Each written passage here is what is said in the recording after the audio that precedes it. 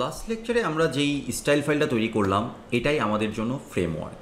আমরা এটার নাম বুটস্ট্র্যাপ দিতে পারি, আমরা এটার নাম ম্যাটেরিয়াল সিএসএস দিতে পারি, এটার নাম আমরা বালমা দিতে পারি, এটার নাম আমরা স্ট্যাক সিএসএস দিতে পারি, হোয়াট এভার আপনি যেটা খুশি সেটা নাম দেন। আমি নাম দিলাম স্ট্যাক সিএসএস।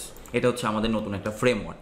এই ফ্রেমওয়ার্কটা আমরা যে কোনো ওয়েবসাইটে ব্যবহার করতে পারি, শুধুমাত্র সেই ওয়েবসাইটে এই ফাইলটা লিঙ্ক করে দিতে হবে, তাহলেই আর এই কোডগুলো লিখতে হবে না, ওই HTML ফাইল নিজের মতো করে কাজ করতে পারবে। ফর এক্সাম্পল আমি এই জায়গায় একটা নতুন ডিরেক্টরি ক্রিয়েট করে ফেললাম, নিউ ফোল্ডার, আমি বললাম যে ফ্রেমওয়ার্ক।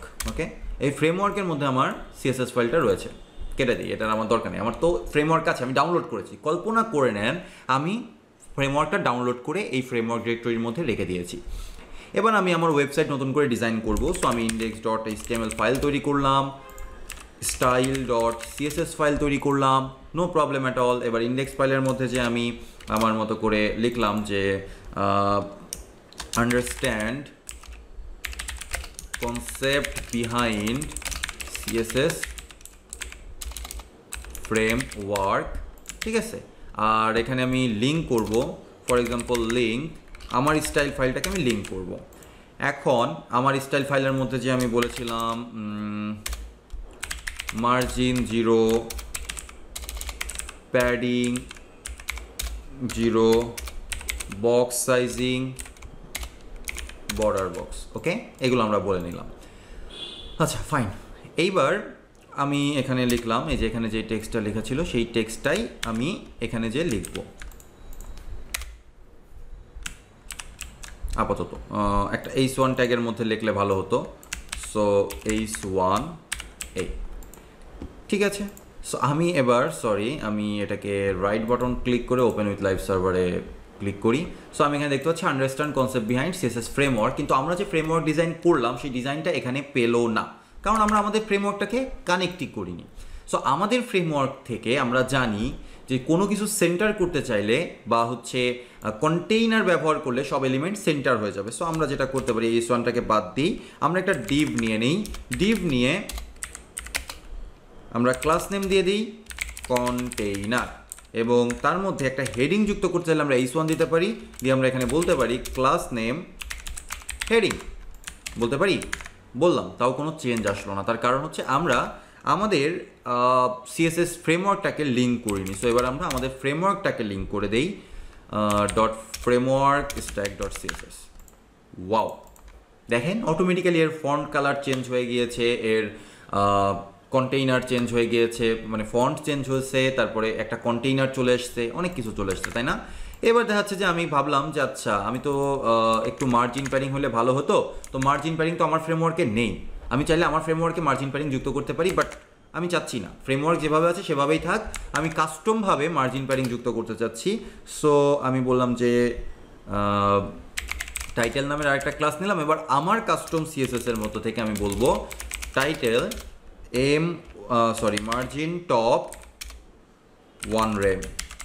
দেখেন এবার মার্জিন চলে আসছে। এবার আমার এই যে টেক্সটটা কিন্তু সেন্টার না, এই টেক্সটটা সেন্টার অ্যালাইনমেন্ট নাই।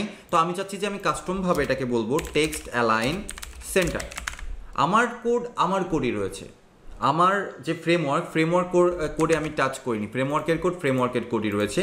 এবার আমি একটা প্যারাগ্রাফ তৈরি করব। আমি লোরেম ইপসাম দিয়ে একটা প্যারাগ্রাফ তৈরি করলাম। দেখেন প্যারাগ্রাফটা দেখতে কেমন দেখা যাচ্ছে, গুড, নট সো ব্যাড। আচ্ছা, আরও কিছু টেক্সট আমি যুক্ত করি এখানে, লোরেম 100, তাহলে দেখতে আরও ভালো লাগবে। Okay, so this is the default paragraph. Okay, তো আমি জানি আমার একটা ফ্রেমওয়ার্ক আছে, যেই ফ্রেমওয়ার্কের মধ্যে প্যারাগ্রাফ ডিজাইন করার জন্য আগে থেকে কোড করে রাখা আছে। সো আমরা যে বলবো ক্লাস প্যারা, অটোমেটিক্যালি এই প্যারাগ্রাফটার স্টাইলটা চেঞ্জ হয়ে যাচ্ছে। আমরা যদি একটা কার্ড তৈরি করতে চাই আমরা সেটা করতে পারি। কিভাবে কার্ড তৈরি করতে পারি, এখানে আমরা একটা ডিভ নিব, ডিভের ক্লাস নেম দিয়ে বলবো কার্ড। আমি কিন্তু কার্ডের জন্য কোনো স্টাইল CSS মধ্যে তৈরি করিনি, কিন্তু আমার যে ফ্রেমওয়ার্ক আছে সেই ফ্রেমওয়ার্ক আগে থেকেই তৈরি করে রাখছে যে একটা কার্ড কিভাবে তৈরি করতে হবে। সে এখানে একটা h2 নিয়ে তার ক্লাস নেম বললো ক্লাস কার্ড টাইটেল, এখানে আরেকটা প্যারাগ্রাফ ট্যাগ নিয়ে এখানে যে বললো কার্ড টেক্সট লোরেম। ওকে, দেখেন আমার জন্য একটা কার্ড তৈরি হয়ে গেল। Wow, amazing. আসলে সিএসএস এর যত ফ্রেমওয়ার্ক আছে সেই সমস্ত ফ্রেমওয়ার্ক এই কাজটাই করছে। যেই জিনিসগুলো আমাদের রেগুলার বেসিসে দরকার হয়, যেমন একটা বাটন ডিজাইন করা, একটা হেডিং ডিজাইন করা, একটা কার্ড ডিজাইন করা, অ্যাকর্ডিয়ান ডিজাইন করা, স্লাইড শো ডিজাইন করা, যা যা দরকার হয় ডিজাইন করার, তারা আগে থেকে রেসপন্সিভ ওয়েতে ডিজাইন করে একটা সিএসএস ফাইলে রেখে দিচ্ছে। আমরা যে পরবর্তীতে যখন ওয়েবসাইট বানাচ্ছি তখন সেই ফাইলগুলোকে, তাদের তৈরি করা সিএসএস ফাইলগুলোকে আমাদের সাথে কানেক্ট করছি। এবার আমরা ওই ফ্রেমওয়ার্কটা শেখার অর্থ যেটা বুঝি, ওখানে কি কি ডিজাইন করা আছে এবং কোন ক্লাস নেম কি মিন করছে সেটা আমরা বোঝার চেষ্টা করি, এবং সেটা বুঝে সেই অনুযায়ী আমরা স্ট্রাকচার তৈরি করার সময়, HTML ফাইল তৈরি করার সময় ওই ক্লাস নেমগুলো দিয়ে দিই। আর যেহেতু আগে থেকেই সিএসএস ফাইলটা কানেক্ট করা থাকে, তাই কি হয়, আমার কোনো সিএসএস না লিখে, মানে আমরা কোনো সিএসএস লিখবো না, কিন্তু ওই ফাইল থেকে সিএসএসগুলো চলে আসবে, স্টাইলগুলো চলে আসবে এবং অটোমেটিক্যালি একটা সুন্দর রেসপন্সিভ ওয়েবসাইট ডিজাইন হয়ে যাবে। That is the concept of CSS framework. CSS এর যত ফ্রেমওয়ার্ক আছে সমস্ত ফ্রেমওয়ার্ক এক্স্যাক্ট সেম ওয়েতে কাজ করে থাকে। তো আপনি নিজেই বুঝতে পারছেন যে আমরা চাইলে আমরাও কিন্তু কালকে একটা সিএসএস ফ্রেমওয়ার্ক তৈরি করতে পারি, কিন্তু আমরা কেন তৈরি করছি না? ইচ্ছা করছে না, তাই এটা একটা রিজন হতে পারে।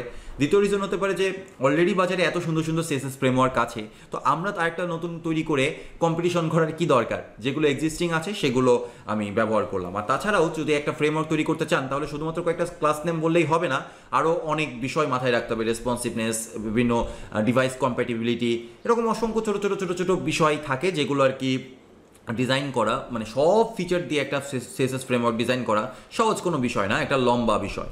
তো এই জন্য সাধারণত আমরা কি করি, এক্সিস্টিং যে ফ্রেমওয়ার্কগুলো রয়েছে সেই ফ্রেমওয়ার্কগুলো নিয়েই কাজ করে থাকি, নতুন কোনো ডিজাইন বা নতুন কোনো ফ্রেমওয়ার্ক ডিজাইন না করে। তাহলে আবার একটা রিক্যাপ হয়ে যাক যে আসলে ফ্রেমওয়ার্ক বলতে কি বোঝানো হচ্ছে। ফ্রেমওয়ার্ক বলতে আগে থেকে আমার জন্য কেউ না কেউ ডিজাইন করে রেখেছে একটা সিএসএস ফাইলে, সেই ফাইলটা আমরা ব্যবহার করছি। HTML ফাইল থেকে আমাদের কোনো স্টাইল শিট লিখতে হচ্ছে না, আমরা শুধু এইটা স্টাডি করছি বা এইটা শিখছি যে কোন ক্লাস নেমের মানেটা কি, কোন ক্লাস নেম আসলে কি বোঝাচ্ছে। এই একই কনসেপ্টের উপরে যত সিএসএস ফ্রেমওয়ার্ক আছে সব সিএসএস ফ্রেমওয়ার্ক কাজ করে থাকে, শুধুমাত্র একটা দুইটা না, যত ফ্রেমওয়ার্ক আছে সব ফ্রেমওয়ার্ক এক্স্যাক্ট এই রিজনটার উপরে বা এই লজিকের উপর ভিত্তি করে তৈরি করা হয়েছে। আই গেস যে আপনারা এখন ফ্রেমওয়ার্ক নিয়ে আর কোনো কনফিউশন থাকবে না আপনাদের, যে সিএসএস ফ্রেমওয়ার্ক কি জিনিস। আর মাল্টিপল ফ্রেমওয়ার্ক দেখে ভয় পাওয়ার আর কিছু থাকবে না। বুটস্ট্র্যাপ বলেন, ফাউন্ডেশন বলেন, বালমা বলেন, টেলওয়াইন বলেন, যেই ফ্রেমওয়ার্কই বলেন না কেন সব ফ্রেমওয়ার্ক এক, শুধুমাত্র হয়তো তাদের ক্লাস নেমগুলোর ডেফিনেশন একটু ডিফারেন্ট। আমাকে জানতে হবে যে ওখানে বর্ডার বলতে আসলে কি বোঝায়, বর্ডার দেওয়ার জন্য কোন ক্লাস নেম আছে, প্যারাগ্রাফের জন্য কি কি ক্লাস নেম আছে, হেডিংয়ের জন্য কি কি ক্লাস নেম আছে, আমাকে শুধুমাত্র এই জিনিসগুলো শিখতে হবে। আমি যখন রিয়েল প্রজেক্ট করি, আমি একবার একটা ক্লায়েন্টের সাথে কাজ করছিলাম, সেখানে আমাকে বালমা ধরাই দেওয়া হলো। আমি এর আগে কখনো বালমা করিনি, আমাকে শেখার জন্য টাইমও দেওয়া হবে না, শেখার জন্য টাইম দরকারও নেই। আমি ম্যাটেরিয়ালাইজ জানি বা ম্যাটেরিয়াল সিএসএস জানি। সো আমি কি করলাম, আমি ওই সেম নলেজটাই অ্যাপ্লাই করলাম এখানে, শুধু ডকুমেন্টেশন থেকে দেখে নিলাম যে ওদের ওখানে কোনটাকে কি বলে। আবার ওদের ওখানে প্রত্যেকটাই ডকুমেন্টেশন দেওয়া থাকে, সেই ডকুমেন্টেশন থেকে কিন্তু আমরা কোড কপি করে নিয়েই মোস্ট অফ দ্য টাইম কাজ করি। আমাদের সিএসএস ফ্রেমওয়ার্ক, ক্লাস নেম এত মাথায় রাখতে হবে না, আমাদের শুধু কম্পোনেন্ট আছে কিছু, সেই কম্পোনেন্টগুলোকে মাথায় রাখতে হবে যে এখানে এই কম্পোনেন্ট আছে, এই কাজ কম্পোনেন্টগুলো এই কাজ করে। তারপরে আপনি যদি ওদের ডেফিনেশনে চলে যান, ওদের ডকুমেন্টেশনে চলে যান, তাহলে দেখবেন যে ওখানে প্রত্যেকটা কাজের এক্সাম্পল দেওয়া আছে, ওই কোডটা কপি করে নিয়ে এসে আপনি আপনার মন মতো করে কাস্টমাইজ করে নেবেন। দ্যাট ইজ দ্য ওয়ে আমরা প্রত্যেকে একটা অ্যাপ্লিকেশন ডিজাইন করে থাকি। সো পরবর্তী লেকচারে আমরা কিছু কমন ফ্রেমওয়ার্ক নিয়ে আলোচনা করব।